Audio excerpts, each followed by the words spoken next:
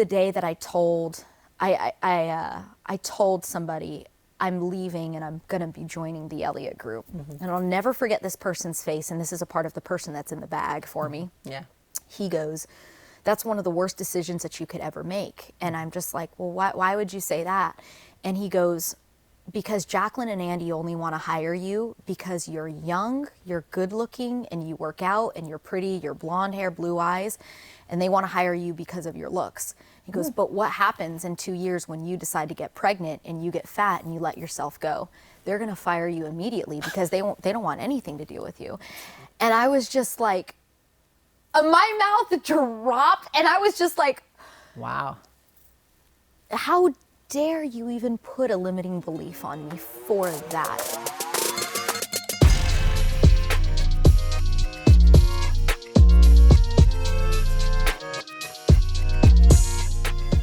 Hello, welcome to the Jacqueline Elliott Show, where we talk about everything nobody wants to talk about, from business, relationship.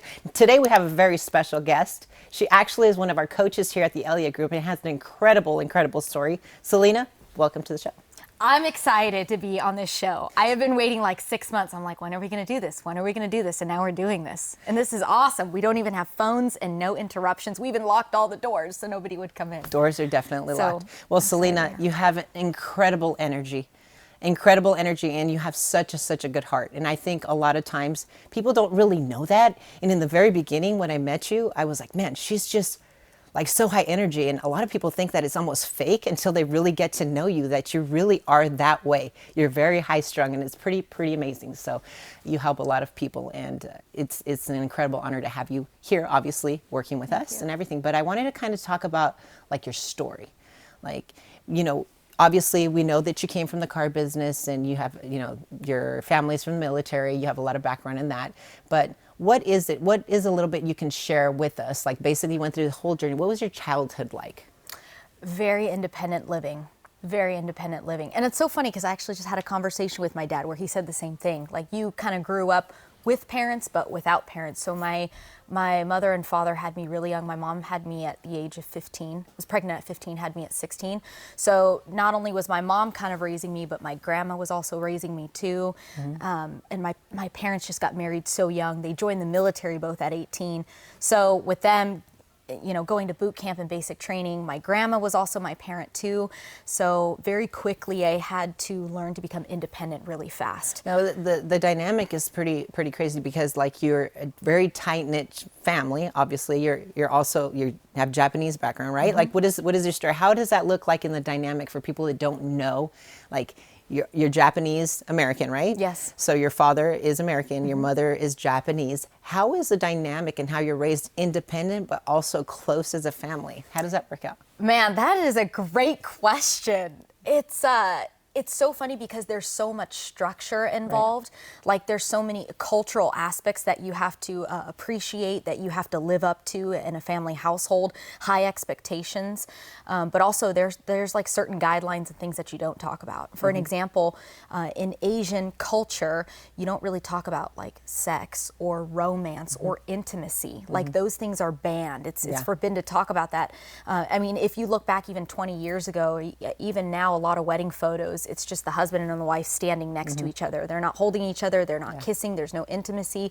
So there's that structure that you kind of live by, but also I think that everybody in the household abides by those things, which creates that culture in the home. And I'll give you an example what I mean.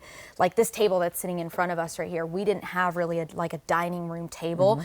And that was just kind of normal for us for a long time, because in a Japanese culture, you have low tables and you sit on the floor. Which is a cool style. Like, everybody loves that nowadays. It's like more modern. It's trending. Crazy. You go to IKEA and they have them everywhere. Yeah. But as an American culture, they would think, oh, that's dirty. You're sitting on the floor, you're eating on the floor, but that's like so normal for us. I'd say more of like the richer side of Japanese culture. If you were higher up, higher class, then you had a dining room table.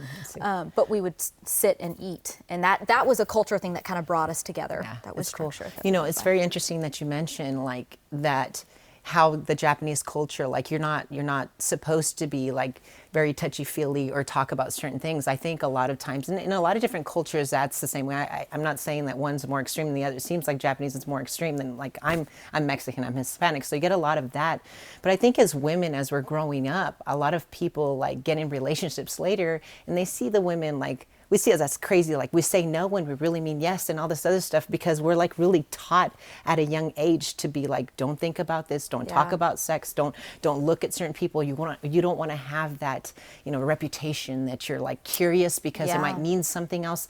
But in your case, it seems like it was a little bit, different level. I remember even my mom telling me all the time, if you ever go over to one of your friend's house or you go spend the night, don't you dare ask anybody for food or snacks. Like you're not allowed to raid the pantry or the kitchen. That's not your home. Yeah, you didn't buy those groceries, so it's not your place to go into the cupboard and get a bag of potato chips. So she always she's like, if they offered it to you, then you can have it. But don't you dare open, the pantry up. So when we had kids come over, it was like, oh, weird, because they were American, and I'm like, oh, that's not allowed. Like it's weird that you're just opening up my pantry and almost disrespectful to you. And then I would just say, hey, that's not allowed here. Like we don't do that here. And even something as simple as like we view our home as a temple. So you take your shoes off before you enter in the home, and that's just kind of what everybody does. So that's also the closeness that keeps you together. Is everybody fitting by that. That's awesome. So you have that. Your family, both your parents were in the military. Obviously, everything. You honor your mom, and you talk a lot about your mom. I know a little bit about your dad as well, but you're always talking about like, you went through a lot of hardships and everything that obviously shaped you to go into business and do great things. You're very generous. You're always like giving before you receive, which is really, really good. And that attracted us to you in the very first place, because that's how we started the Elliott Group. You know that, we gave away a lot of stuff before we even took $1 from people because we were just trying to figure stuff out. But that was honestly one of the good traits that I saw in you. You were just giving stuff away all the time, which is amazing, and you have such an amazing heart. But going from that to start, what is it that attracted you to go into a man's world? Because I think a lot of women, they see certain industries and they think that they're treated differently or something because it's a man's world. Now we have a lot more women coming into the workforce that, are honestly kicking the guys' butts, like in a lot of different things. And it happened to me. I'm older than you, obviously, so I had a lot of that experience. But what was it that made you go into like a man's world business, like the car business, for example? I think I initially just started in because I wanted to make more money. So I was just looking. I started off at a T-Mobile store, and I was working there for like 6 months, and somebody approached me and was like, hey, do you want to make more money? I got a friend of mine that sells cars that makes really good money. And I was just kind of like, okay, like if I have a better opportunity where I can go to college and get that paid off first, like, sure, why wouldn't I? Because I'm coming into work every single day, and I was the #1 person on the board at T-Mobile. I was busting my butt, but it's like you got the T-Mobile colors. I was capped off. I know, we are. Look at that. We've got the magenta. We should get shout out by, who's the new CEO? I don't know his name, but he should feature us. That's funny. We should do some sales training with him. They may need it. True. But I remember working there, and no matter what, it's like I could never get over that threshold of like $3,000 a month or $3,500, and it's like I would be #1. I sold the most phones, packages. So then I dipped into the car business, and I always kind of knew like sales was geared more towards men. But once I got the taste of like my first real paycheck, like making 6-7 figures, I'm just like, oh, like there's a whole nother side to sales. And then it wasn't about the commission and the money, but it was about winning. And I think men, one thing that I love about men is they set a really good standard for us of like bringing a check home to the household and taking care of your family at home. And I would see all these guys where, they would make such good income that the wives would stay at home, take care of the kids, and they would pave the way for the family and create that foundation. That's an interesting way to look at it. So I was going to ask you, going into the next question, it was going to be like, what kind of challenges did you get into when you did enter that world? Obviously, you saw that the income was better, but before you made that income, what did it look like for you, like when you first jumped in? Yeah, I actually had customers that said that they didn't want to work with me. I felt really embarrassed, shy, hurt because I knew that this person was about to write a check for X amount of money, and they're going to go spend it with a guy that doesn't even care about them and just give them terrible customer service. And I'm just like, you have no idea how much I really care about finding the right vehicle for you and your family. And that pained me pretty badly. And I got a little bit of an ego. And, you know, I was just like, well, F you. And then that kind of created like a grudge inside of me, you know, and then I kind of was starting to hate sales because I'm like, why don't these people, why wouldn't they want to work with me? But I think they just had such an old school mentality, or, you know, all I know is business is done by men. Men carry out business, not women. So what was the turning point? I saw sales as a game. Okay. And I started to fall in love with the game. When the awards started coming and the recognition and the bonuses and the spiff, I'm like, oh, I like this game. And then I became addicted to the game. And then I can't stop because winning is in my soul, like that competitiveness. And that's what my parents had throughout the military. And I started getting a taste of that. And then probably like the title of it. I think that I was like in a good way, I was chasing the title of saying, I'm number one. I'm number one. If you want excellent service, me to serve you at the highest level, I'm number one. You do business with good people. So you had that to are gonna believe take you care were of number one before you were even number one. Yep. But also, Totally. like, you had to like shut demons out of your head and be like, hey, you know what? I'm here to prove myself. Because I think a lot of women and a lot of people in general, they start something and people are always going to test and poke at them, right? Yeah. They're going to test and poke at them and they're going to be like, oh, well, you don't belong here, or they're going to make you doubt why you're there. It happens naturally when you work around people. It just happens. When somebody else comes in, you want to see if they're really going to stick around, because you see people, you see turnover, you see a lot of people just kind of mess things up or whatever. So people tend to do that. It happens in any business, right? But you have to come in and prove yourself. Yes. And then they started respecting you for that. Yep.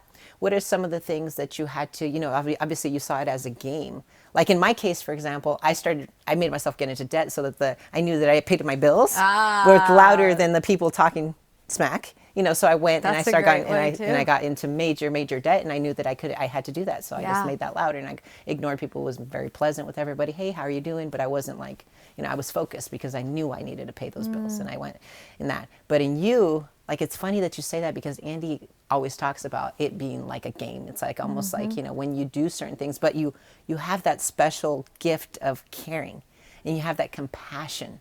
And people that don't know you, they don't really understand that you really do have emotion in what you do. People say it's business, it's business, it's business. And yes, it's business, but I believe as a woman, and I know you share the same thought because I know you, it also is personal and you really do care. When is that balance where it could affect you in a negative or a positive way as a woman? Where do you see that? I want to share a story with you. Probably like my first 3 years in sales, I worked with a few other women. And one thing that I noticed that I told myself that I would never do is I would never sell my body for a sale. And I feel like, and this was 10 years ago, so times are a little bit different than now, but I feel like everybody was in a fake world 10 years ago. Like everybody pretended to be a certain way, acted a certain way. Now it's like people want more natural, real people. But I remember working with some women that would, gosh, they would just do anything. I mean, they would wear provocative style clothing, low cut shirts. They'd give test drives over to their home. It's like, what do you need to be doing a test drive an hour out of the way and then back? Like, that's just, wow. You know, and it'd be like to go see if the truck fits in the garage kind of thing. And it's like, I'm here to conduct business. Like, we can go on the freeway, come back, but I have other appointments. So I told myself when I saw those certain women, I said, you know what? I'm never going to be like that, because I don't want to conduct bad business. And then you're just pouring more bad things into the sales industry, a stereotypical industry. And I told myself, I said, I'm never going to go that route, and I'm always going to do the right thing. The second thing, how you're talking about, like, you know, you kind of going into debt or like adding more things on your plate. I went to school full time. And that was a big part of my journey. Is I went to a community college to get my credentials, dipped out. And then as I started making more money, I'm like, you know what? I want to really prove to my brothers, to my family, you can do everything that you want. So I decided I'm still going to make big money every single month. I'm going to sell my cars, and I'm going to go to school full time, because the pressure on top of me, I always try to look at, like, I close my eyes and I'm like, okay, the Celina version when she's 22 right now, but when she's 33 in the next 10 years, when Celina's 33, will she be proud of her 23-year-old self? So I always try to envision myself, well, I'd be proud of myself in the future. That's great. So taking on like going to school full time, and I'm not saying it like going on internet, like I physically went into a building. university from like 9 to 2 o'clock, and then I'd leave from 2 o'clock, shovel down lunch in the car, and then be at the dealership by 2:45, and then from 2:45 to closing at 9 o'clock. And that was just my life for, gosh, like the last 3 years until I got my degree. So I think that pressure of the debt is you're right, because I had to pay for that. And going to school, all of it. And I was proud almost too, to tell my clients, like, hey, you're buying this car from me. Not only are you getting it for your family, but we make commission here. It's not a lie, but you're helping me fund for my tuition. And people love that. People love They're that. like, heck yeah. They're like, I've even had people that have tipped me, or like given me extra cash. And I'm like, wow, I'm not like poor or anything, but that was so neat to see people like, it made them feel good because they're contributing to a good cause. It's good to share, because a lot of people like frown upon people that actually have commission jobs. But if you explain that you're a good person and what they're doing it for, they love that. I mean, they love to help people. And a lot of people try to hide that in sales. They don't want to say that they're paid a commission for making a sale. So I think you doing it that way actually really helps. A lot of times when you didn't know the way the mechanics of the vehicle work, for example, it's okay for you to say you don't know, and you're going to help them. They want you to be genuine and real and really know that your heart is in it to help them. And that's a beautiful thing. I'm glad that you did that. So. Yeah, and then I just learned more about that from the Elliott Group, from you guys. I'm like, man, there's a whole another level of a heart that I didn't know that I didn't, like I uncovered. Like we always say, the Elliott Group, it makes you take the mud off of your eyes. But I remember, there's times in my career where I've had, entitlement, and there was a point in time in my career where I made my customers, like I would make them get permission and like beg for me to sell them first before I gave them my best. And a lot of those things came out of the Elliott Group, like that taught me to not do that. You don't have humble. to do that. And I think actually that started when college finished, because I'm like, I don't have any more debt to pay for. I don't have to pay for anything, and I'm just living, I'm good, and I just pay my rent, and I have my nice little home, and I was just kind of living paycheck to paycheck, even though I was making a lot of money. But I just didn't realize like the rest of the world, like in the sales world, and how terrible it is, and these poor people just want to buy something. I talked to my aunt on the phone yesterday, and she goes, I didn't know if they're gonna like pull tricks on me, and I'm like, I just want to change that in the sales world so badly. But I feel like women have they're easier to navigate when it comes to a transaction or a sale like that. Like they can make people feel more comfortable about doing, having a sale. Right, of course. Okay, so you had a few hard like hiccups along the way to become the person that you are now. Then you're in sales, and then you got into management. You obviously met the Elliott Group. We helped you get to the next level and a lot of different things. Now, what happened? Like, what is it that you were looking for that you did not have in the car business when you were working like that attracted you to our company? My whole life, everybody has always told me, you're too loud, you're annoying, your personality is too much. I'm too aggressive altogether. You have too much energy. And I remember leaving my second event. This is March of 2022. And I remember crying on the way to the airport from the event, and I was just like, man, I found my people, because you guys truly do allow everybody to be their own selves, to be who they really are. And I'm like, man, I feel like I can be myself. I can, we're standing up and we're chanting and we're like saying the creed and we're doing crazy stuff, and I'm like there's finally some people that are as crazy as you. Yeah, I mean, that was exactly it. And I was just like, oh my God, I'm not alone. It made me feel like I wasn't alone, because I thought I was the only person that was like eager and hungry to win, and like, but also had a really good time doing it. Right. Like having it all and finding a company that's truly multi-dimensional instead of like negative and, doesn't want good for people. In a world and that's where what I had. In a world where you have people that are toned down. I'm sure you probably lost some sales and lost some people along the way, because they did, like I told you in the beginning, I was like, okay, how long is this Celina like so fired up, because you have, the world come in and then it tones you down. Like, is this fake? Is this real? Like, what is this? And this is what I was telling you in the beginning. A lot of people don't really understand it. But I'm sure it probably costed you some sales, and then you prove yourself and you're like, oh my gosh, she really is like this. And then they've all come around and been like, oh my gosh, I love Celina. She's like the best, and she's so giving, and she's such a good person, and she's so amazing. And it's always like such positive feedback. But I think I know what you felt, because I felt the same way. I didn't have that, oh my gosh, how are you guys doing? Like, I wasn't as, like, I think the company has kind of made me that way. And I've become more ballsy because of everything that I'm doing that I love now, and I can walk around with a smile and do it and be like, oh my gosh, this is my home. But I wasn't naturally like that. Like, you brought something to the table that did not really exist as much. Like, yeah, we have the crazy twins, we have the crazy Rai, everybody has their own craziness all together, and it in turn made us who we are. You brought that personality in women that wasn't, it's very unique. That's very unique. So it's a very, very cool thing.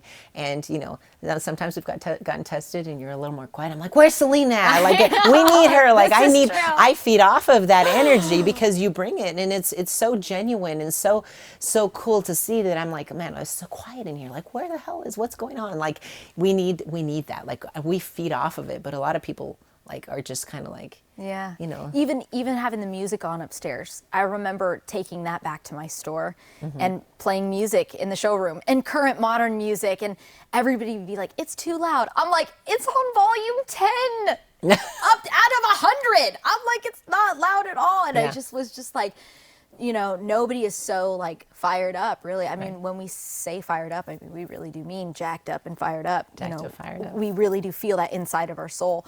And it's so cool to portray that to the rest of the world of like, you can have a team like this too. They're rare and it's hard to find, but it's like, look at you and Andy. I mean, it took you 30 years, 40 years to find it somewhere. I mean, you guys worked hard. So like, it's funny when some of these 25-year-olds come out here that own a solar company or a real estate company, and they're like, I want a team like you guys, but man, I've been trying so hard. It's like, you're 25 years old and you've only owned your business for 1 year.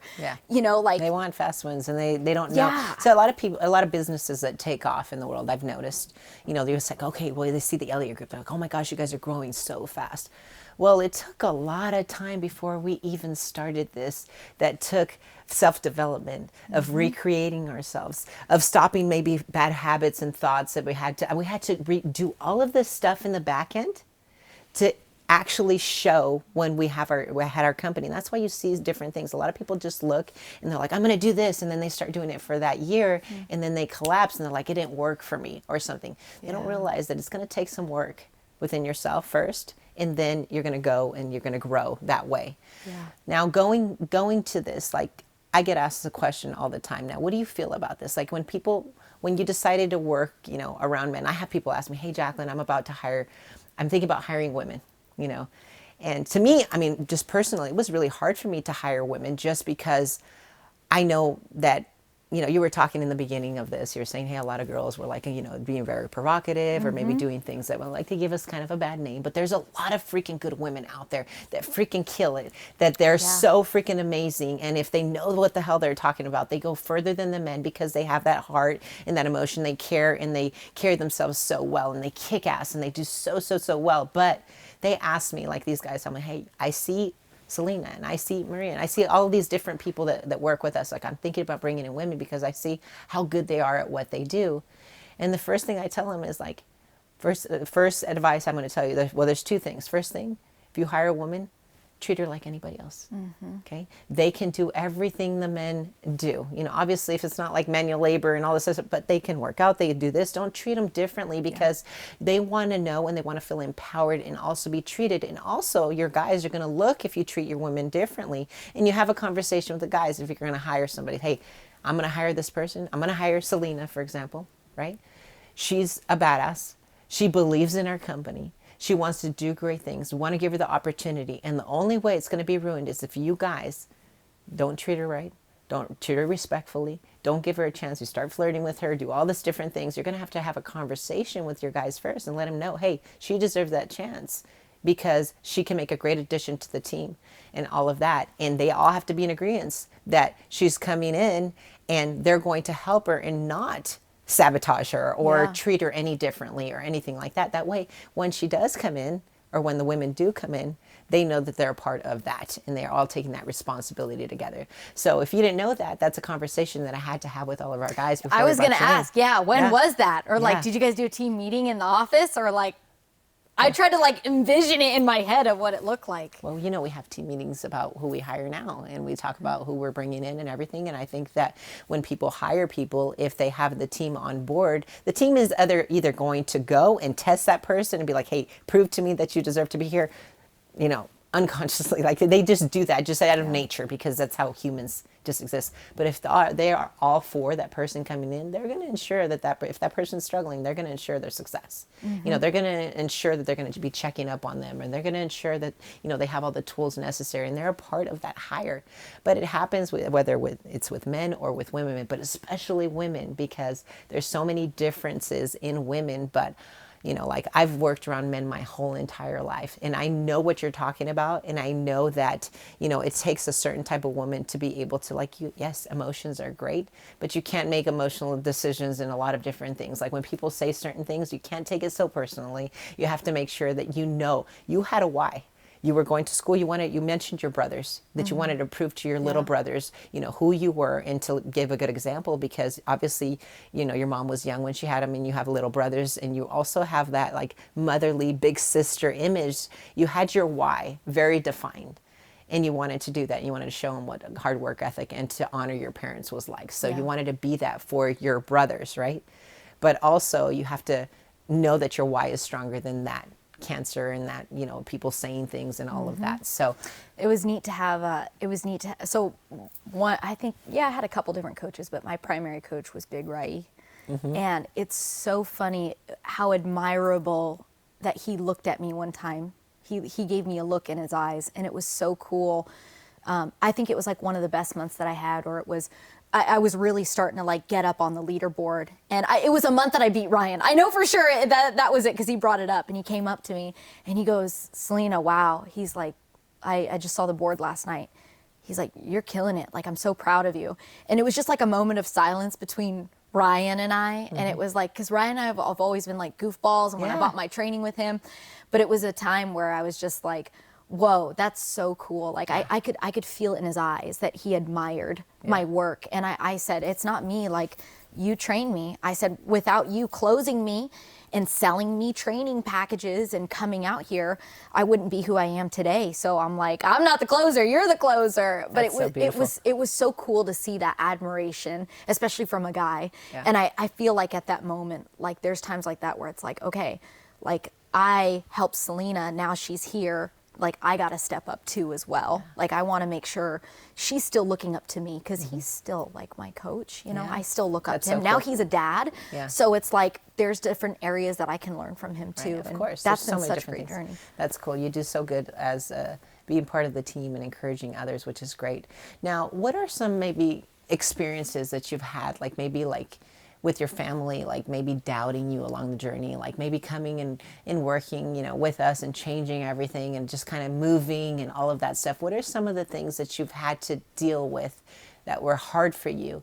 Not just as a woman, but just in general, you know. And, you know, I know your family's super important to you, but they live far away, for example, like you were mentioning, you know, Christmases and things like that, and everything that you're trying to accomplish in your growth. What are some things that you had to battle with that? And then how has that changed maybe into something that they've understood later in life, and what that took? Yeah, a lot of loneliness, because I'm just studying, I'm selling. And I mean, I have had boyfriends here and there, but very alone.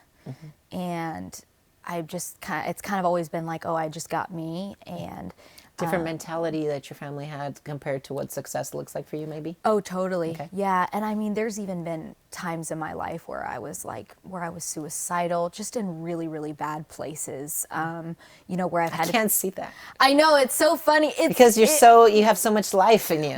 It's so funny because, that's how you know me now, but it was different when I was 25. You didn't know me at 24, 25, but there was a point in time where I was suicidal. I was heavily had medications, went to therapy. So yeah, a lot I of remember loneliness. that you mentioned this, that you also used to drink. Yeah, definitely, because that was like my, exit to like cover it up, or like your escape. So just partying, a lot of partying all the time. I remember when you first started the training, that was one of the things that you said. You were emptying Oh yeah, out the bottles. yeah, all the alcohol. Yeah, that was one of the things. That was a long time. I mean, that was Yep. when you first started training with us. Yeah, So I remember that. I had a whole I had like a whole like bar liquor shelf, and my family comes from alcohol too. My grandfather is an alcoholic, been in jail. Growing up, it was just, alcohol was totally normal to have around the house. I didn't drink it as a kid, like out on the weekends, but if there was a party and it was around, it wasn't weird for me to have a sip out of my dad's drink, or just because everybody's so intoxicated and having fun and partying. So alcohol is very normal for me. So I think it was cool to do it on the weekends all the time. And, you're making a lot of money and you're around other people that are also drinking too. So it's just a social thing. But alcohol was heavily involved in.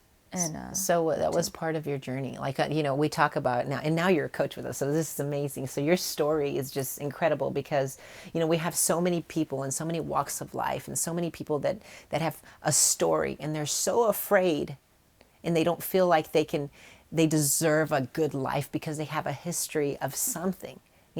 Whether it's a single mom and her relationship didn't happen and she feels guilty maybe for working and not taking care of her kids, or she maybe did something in her past, or she, was an alcoholic, or whatever it is. They go through these different journeys. In sales, we talk to so many people, right? Yeah. So now that you went through that, we believe that people who come from nothing end up with the most. And it's crazy that we're so attracted to not only who you are now, but we love who you were before, because that's a part of our journey. That's changing everything, not physical, mental, business, but not just that, just becoming better people altogether, husbands, wives, parents, everything, recreating. So it was a total recreation that you went through. And not only that, I see it continuously happening at every level in your life and still changing to, like, you have an amazing relationship. You're doing so many cool things now that a lot of people don't know about. So. Andy calls it a chip on your shoulder, or having like the little bag of people that you can just pull out if you're having a day where you feel comfortable. I totally go into that bag all the time. Like, if I have a good selling day. Okay, tell us about the bag. What is that? Explain that bag. Like, I have a bag of people's names or a list of things that people have ever told me that are negative, that have brought me down in the past. Or I think in this bag is a list of all the struggles that I've gone through, because if I think something is hard right now, like, no, I got that bag of something's harder. And so, like, things that people used to tell me, like, I've had a couple people tell me, like, oh, you're going to be just like your mom, you're going to get pregnant at 15 and you're going to ruin your life, and you're not going to have opportunity. Yeah, it didn't happen because I don't have a baby. But things like, you're never going to graduate high school, let alone college. You won't get accepted into a good job. You'll flunk.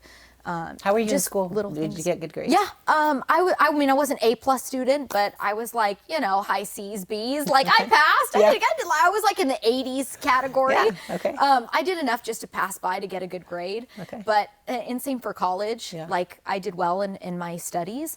But a lot of people just doubted me. And what's so funny? I'll never forget this. This is the day that I told somebody, I'm leaving and I'm going to be joining the Elliott Group. And I'll never forget this person's face. And this is a part of the person that's in the bag for me. Yeah. He goes, that's one of the worst decisions that you could ever make. And I'm just like, well, why would you say that?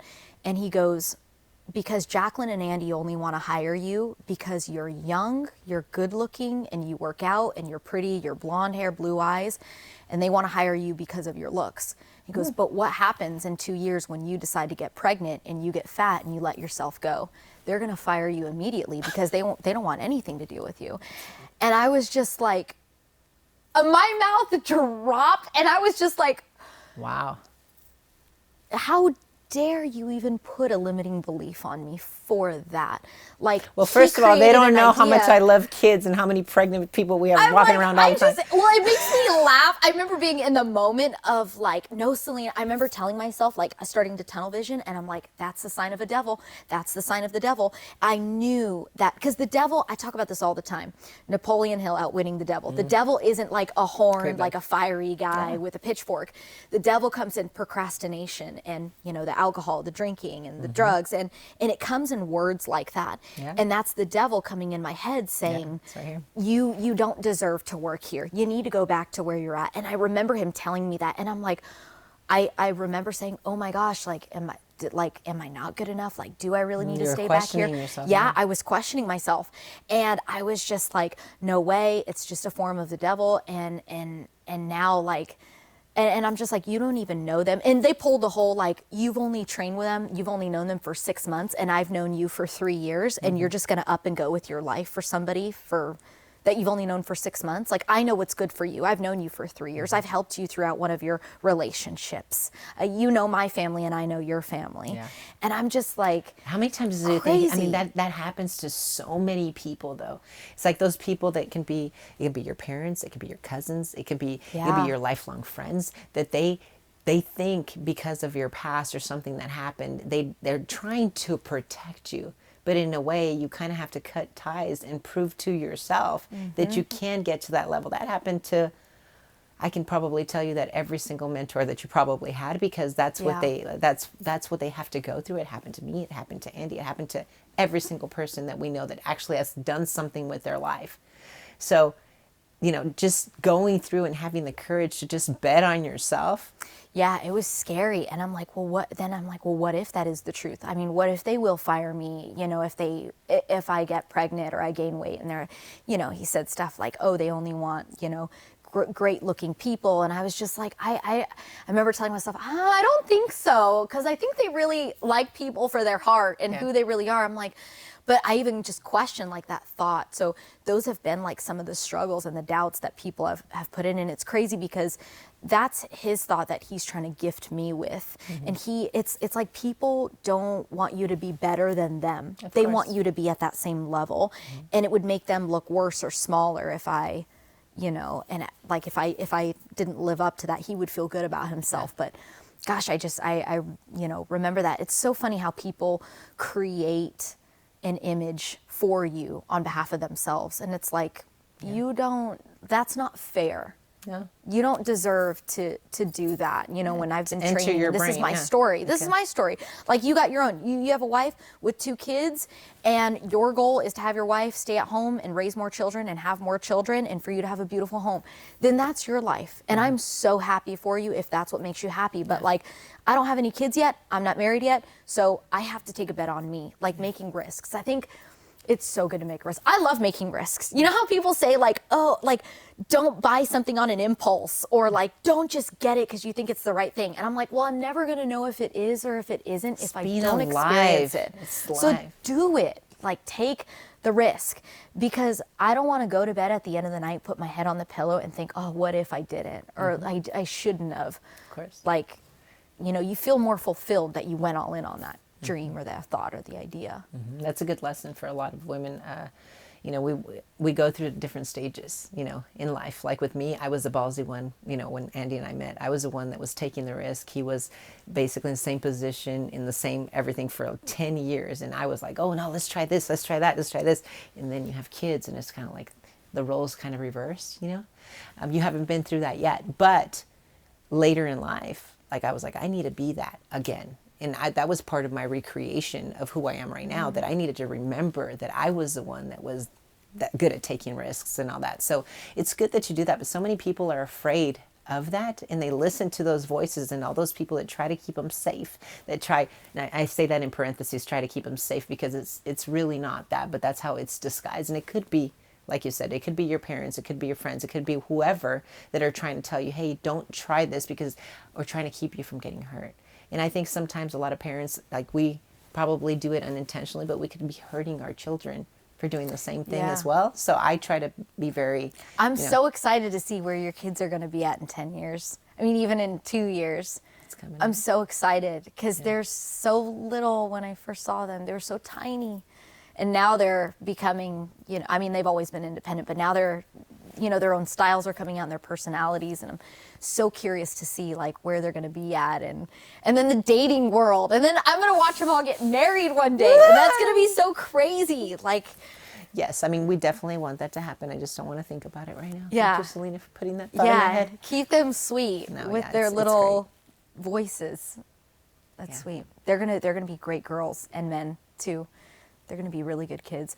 That's so cool. That's one thing that I love about the Elliott Group is we're able to raise our own children here and have our own kids here. Yeah, and we have kids running around all the time, Yeah. all day long. So, yeah, we're building a school here for all the kids, which is pretty cool too. It's neat. Which is nice. Yeah. It's so cool just to keep everything, in-house. And Andy explains it all the time. Like, why would you want to have it another way? It's like people need some place to go to church to. We got a church here. People need some place to go, to train to. We got it here. Like, we just happen to have everything all in the same spot. And I'm like, why would you want it any other way? And I think people get trapped into that because that's all that they know is to do it that way. And to do it like the Elliott way is so neat. And so how do you, like a lot of people tell me like, hey, don't mix business with like family, like not necessarily like blood family, but I'm just saying like, don't get emotional about your business and don't let people get to know you so well, obviously as business owners and all that, like they tell us like, hey, don't get so close to your people because this happens. How do you feel that we have made it different? Because I refuse to believe that because, I get really close to every single one of, our team members and everything that we have, and we treat each other like family. But what was the difference and what made you accept us as family for you? Andy just released a course called Blind Spots Training. And he talks about essentially reversing business, reversing psychology, reversing everything in sales of what the normal people would do. And I think that that's what attracted me so much to you guys is you didn't do it like everybody else. And that is true. Most business owners are like, no, I don't, I'm going to keep everything. I'm going to hide everything and I'm going to hoard everything. And that's what you expect. So when you go against the grain and you're different, it makes people so curious. Like, whoa, it's so interesting. It makes you so attractive because you can't find anything like that any other place. Like, I remember one time even your son asked me, and this was probably a year ago, he asked me, we were all headed over to your house, or there was a plan to meet up by like 5 o'clock and it was 3 o'clock, and he came up to me and he goes, hey, can I ride with you over to my mom's house? And I was like, thinking to myself, like, should I ask your mom first? Like, is this okay? Let me text her and make sure. And he just got in my passenger seat and we just drove to your house. And, and I was just like, this is crazy. Like, that you guys trust us so much, because I feel like any other company or any other place, I'd be like, hey, Jacqueline, your son Ian is here with me. Is that okay if I take him home? Like, just the privacy and not trusting anybody. But you guys have such full trust in us that I would put him in good hands, that I wouldn't be texting and driving or driving without our seatbelts on. And I remember that moment, and I was like, yeah, let's go. And we all drove out there. But I thought that was such a unique culture. And I'm like, I want my children to be raised in that. And those habits just really attracted me to be like, I can trust this. And then once you have trust, I think it's over. Well, we hire from the heart. It's like before you even come in, if we're not going to trust you, you're not going to come in. Yeah. That's period. I mean, that's just the way it works. I mean, we go through that. I mean, it was hard for you to come in. I mean, we can share stories of how hard it was for you to actually like work with us and all the stuff, because it's hard for us to let people into our company because we do treat them like family. But once you're family, your family, our kids run around everywhere. I feel safe about them being everywhere. And we're very protective with our kids. If you haven't noticed that, we're super protective. They don't go with anybody. They don't spend the night anywhere. They don't do anything like that. We're super protective. But once you're in with us, you truly are coming into a family. Yeah. And that's why. And I think with you guys pouring that trust in, it makes me want to pour it back. Yeah. It's like dangerous. It's like a dangerous zone. I'm like, oh, they're trusting me with this. Well, I'm going to show them how much that they can trust me with this. It makes you want to like find more different ways of, Andy and both of you guys both talk about contributors and consumers. Right. And it's like, okay, how much more can I help contribute to the facility, to the team, to keeping the house clean, and like what are things that I can keep doing to keep the building up to place and up to par and standard. And I look at those things and I'm like just constantly trying to catch it too, especially as a leader. I'm like, you know, we don't know who's watching us. There's always people that are watching you. And not just us as the Elliott Group, but any company, anybody is watching. It's doing the right thing altogether. And yes, it's always doing the right thing, even when nobody is watching. And that's how I know where people's hearts are at, is when somebody isn't watching, you know, where are you at? Like, you know, and that's played so much to me. And yeah. So what advice do you think that you would give to women in particular, you know, that are maybe struggling with some of like the, you know, cancer at the workplace, or they're probably like thinking, hey, you know what, this isn't fair. Like, how can they get through what they're going through and know that there's hope at the other, you know, on the other side, you know, and that they can work in a place that is considered like a man's world or something like that? What piece of advice would you give them, like when they get those demons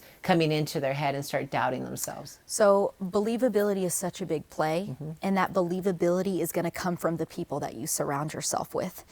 And if those people don't believe in you and they don't help you create that reality and economy with where you're at, you have to find some place that does have it.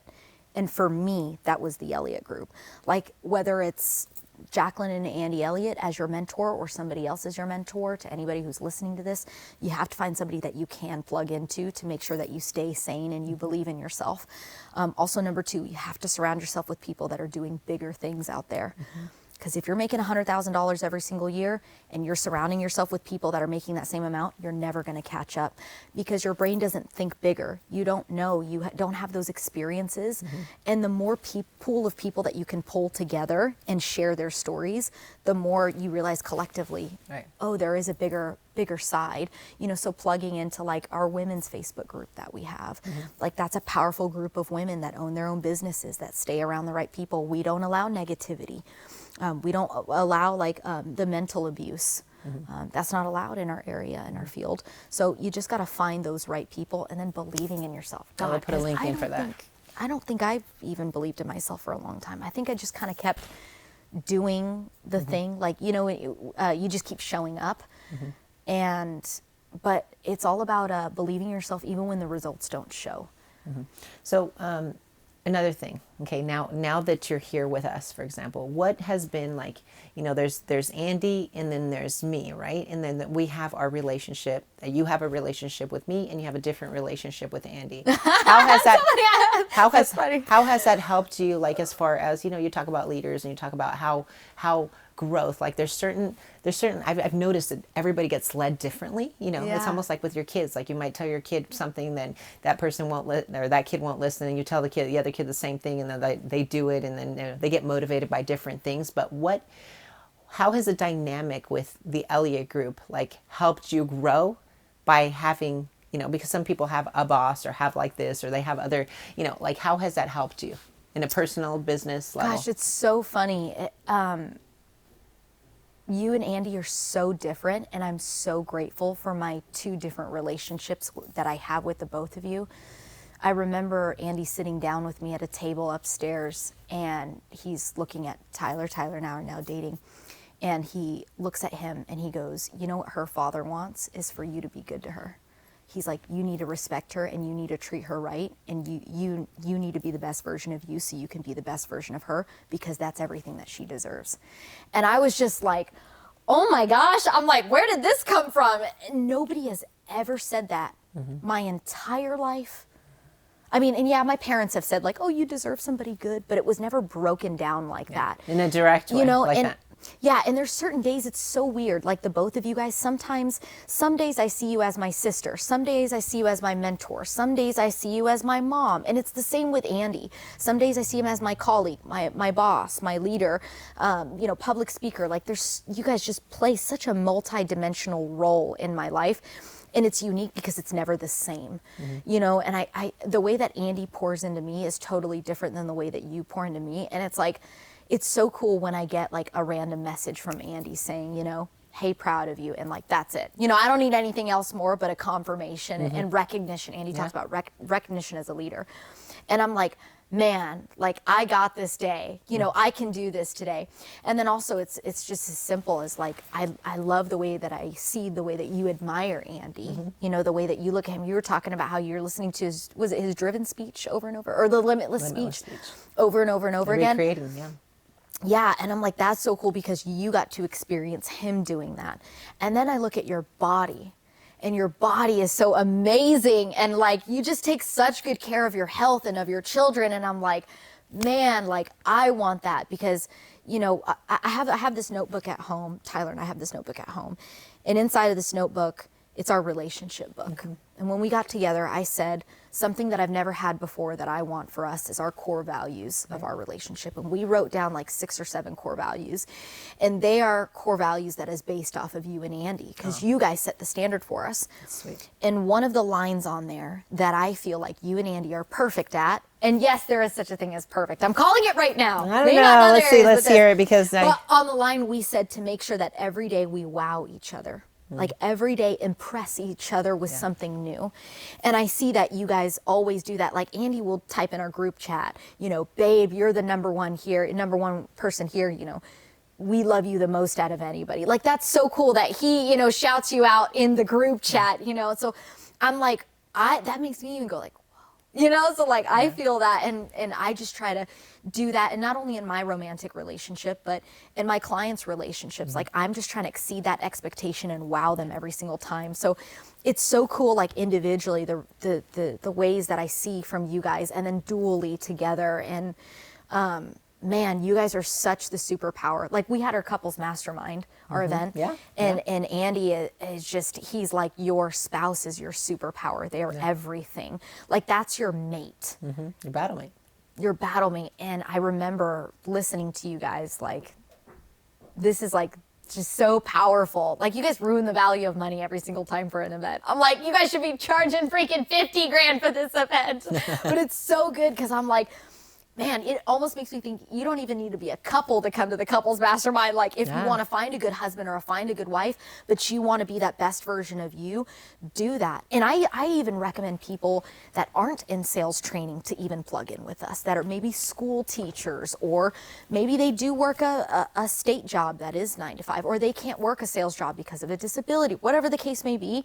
Like you're still going to leave the Elliott Group at the end of the day with you becoming the best version of you.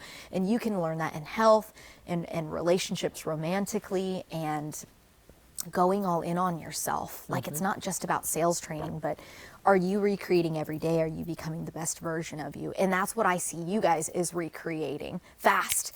Like the way that you look from a photo from a year ago is so different from now, and that's the recreation. Getting older. And no, you're not.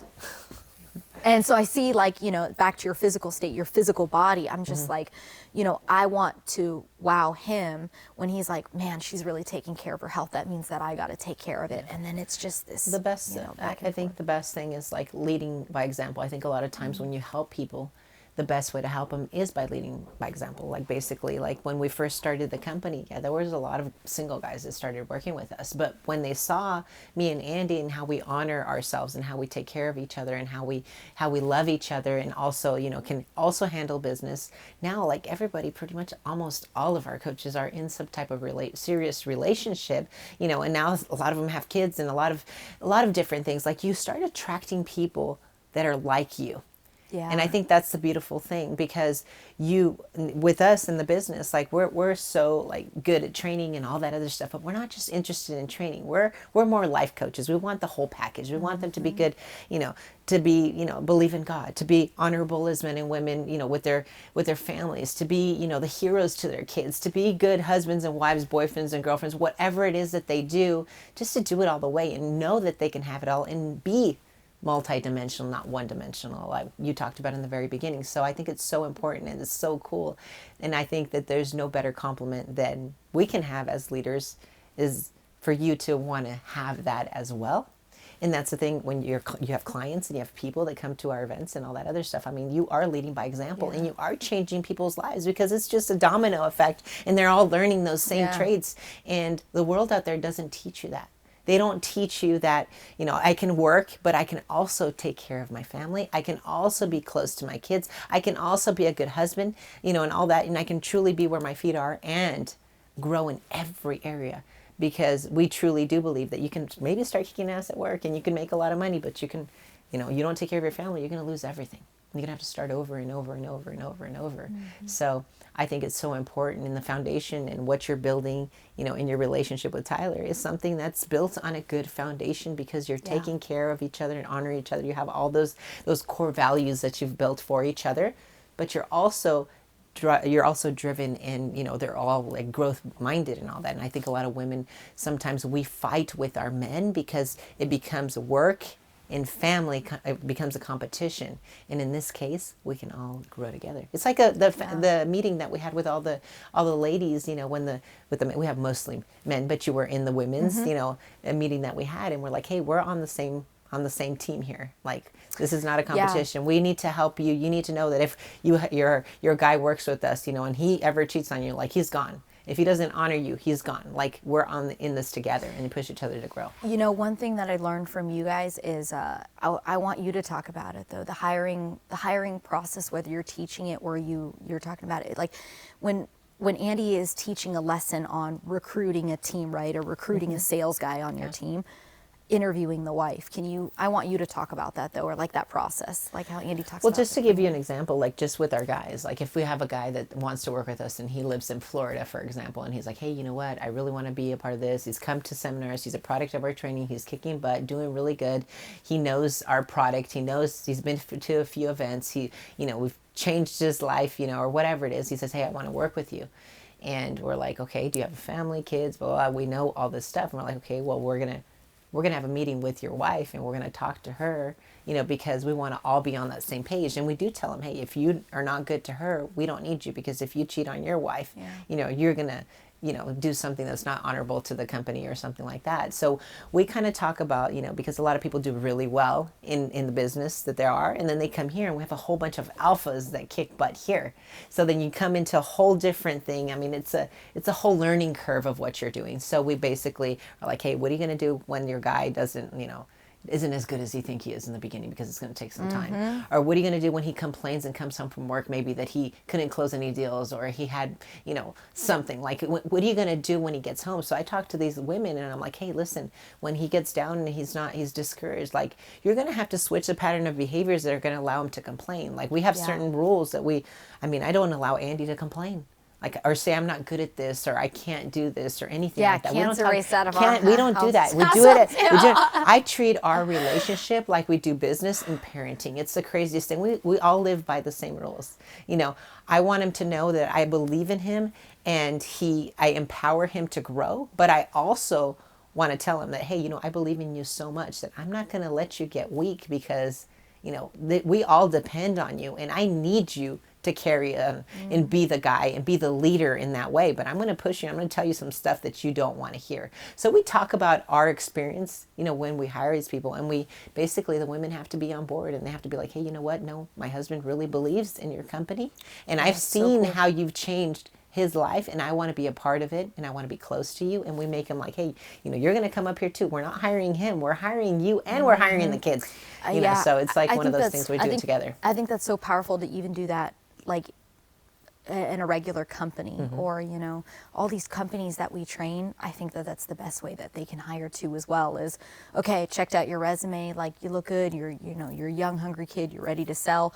But the most important person that we want to meet is your wife. When can you bring her by, her and the kids, or if they have kids? When can you bring everybody by? Exactly. We want to meet everybody. Then you meet the wife, and then you just get more buy-in too. You're not going to get somebody that's just going to be with you for 2 months for a quick paycheck and then leave. No, like, you show like, hey, I'm bought in on you. Like, I want you to buy in on me, because I want your wife to understand that when you're gone and you're working 10 hours out of the day, it's to help grow for her and the kids. Yeah. Like, our company is not just for you, it's for the family. No, it is. And gosh, it's so unique of hiring. We're all on the same page. And the truth is that we don't want you to be freaking a slave to your work. We want you to be able to have it all. We want you to like be happy at home and enjoy your children and be there for the birthdays and be there for all of that cool stuff. We want to be a part of that. We celebrate the kids' birthdays. We celebrate the wives' birthdays. We celebrate everybody's. And we spend Christmases together. We spend Thanksgiving together. I'm sure I had so many people in Thanksgiving at the house. We cooked 4 turkeys because we had all of these families. We had a lot of food, but we had a lot of people. And that's the thing. That's what makes our company so different, but at the same time it makes it so that we all grow together and stay together as a family. That's what's so different, and that's what people love. But we really care about what we're doing. People come to us and like, oh, I have this experience, I've been work for this person, blah blah blah, I can come in, I can outsell all this stuff. I'm like, yeah, okay, good. We don't talk to them. We talk to the people that are a product of the training, that have good hearts, that are coachable, and they want to grow and they want to be good people. And we're attracted to those people. And since we came from nothing, we're going to probably find people that did the same, that went through some struggles, that went through some things that they're going to have that chip or bag, like you said, on their shoulders so that they can continue to fight for what they really believe in. But, we're all about recreation. We're all about transformation. And I'm very, very, very proud of your transformation. And I know you continue to transform. We've seen Celina 3.0, and, pretty soon we'll see 4.0 and 5.0 and 6.0. I'm super, super excited. And even when you do, have a baby, I'm super excited for that too, because that's what we're about. That's what we're about. And your baby's going to come to school here. Yes. I just know that. So it's true. It's really cool. It's really cool. So anyway, I just want to tell you, thank you. I love, you have a story right there with your watch, and all of that. You were the first lady that got a watch here at the Elliott Group. You broke a record. Yes. And that's super cool. You wear it with a lot of pride. Everything. So I tell people, because people have asked me about it, I'm like, it could be from the dollar store. I wouldn't even care, but it's the meaning behind of like winning, and saying that you're going to get before I bought it. Good. Could have got you from that. That's okay. I'll tell you after. We can admit that on camera right now. No, but it's good. Anyway, we love you. Love your heart. Thank you so Jacqueline. much for sharing your story and, for talking all the time. And I love that we're super, super close, and it's super cool. So we're going to put your link kind of down and everything so people can reach out to you, ask you questions and everything. And also that women's group that you talked about, it's really cool. You have a lot of women that go through certain things and struggles in business, and some of them aren't even in business, but their husbands, are part of the training and all that. Yeah. So it's pretty cool when we're all like connected in sync and all about growth and all about pushing the guys and all about pushing ourselves, single moms, everything. So it's a good mix of winning women that are ready to take it to the next level and find that fulfillment in life. So thank you for joining us at the Jacqueline Elliott Show, Celina.